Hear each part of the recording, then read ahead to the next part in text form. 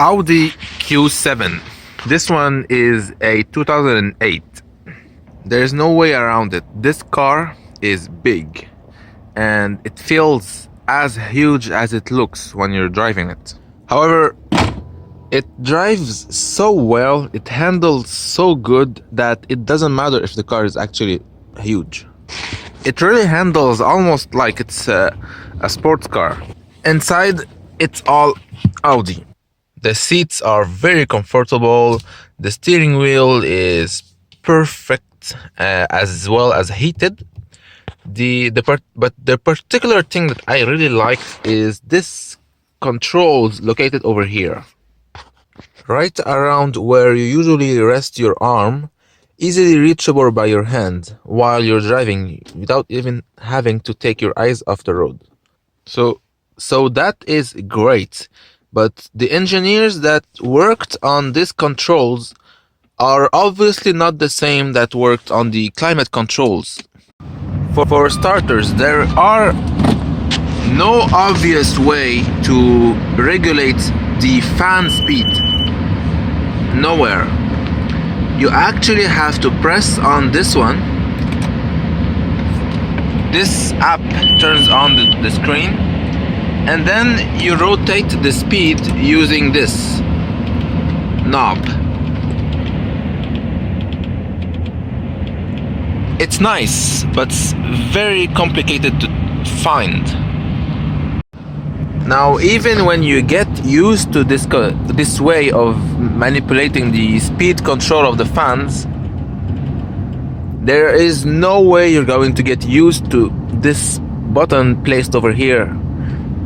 Basically, whenever you're driving, you have to take your eyes off to make sure you're pressing on this one instead of this one, or say this one. Otherwise, you are given a lot of power. That's obviously from a 3.6 liters V6. Now, today, the main issue with this car is maintenance costs. Because, sure, it's a great car, powerful car, comfortable. However, old German cars usually tend to have expensive problems.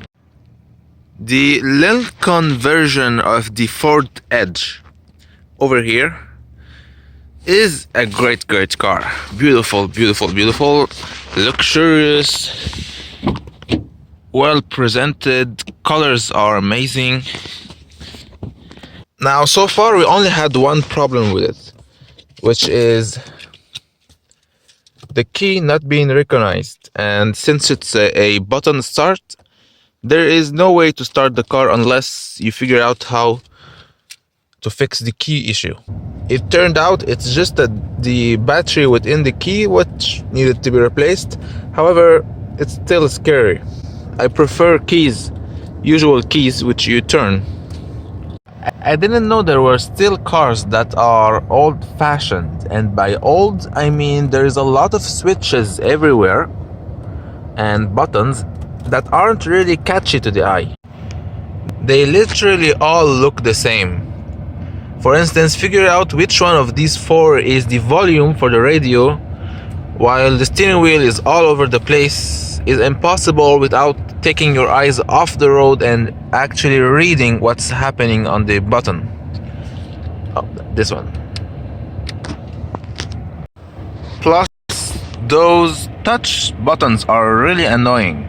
For example, if I press on this one, there's no feedback at all, neither on the screen nor any sound or vibration. So I don't know if it didn't work because the app is not on, or is it because this touch button wasn't pressed correctly. This car is really amazing, but I never really heard about it that much. I only saw it because it came here. So, unless you happen to find one for sale at your local dealer because you were just passing by, I don't really know how people should know about cars like this. Speaking of big cars, here's the 2016 Toyota Highlander. Powerful, not really beautiful, but at least it's all-wheel drive. It's well, it's a car big enough for anyone. It's actually a boring car. I guess you would buy this kind of cars if you not the kind of person that knows about cars and you need something that is reliable, you need something that's gonna work every day. At the same time, you don't really want people to kind of notice that you just spent $50,000 on a car.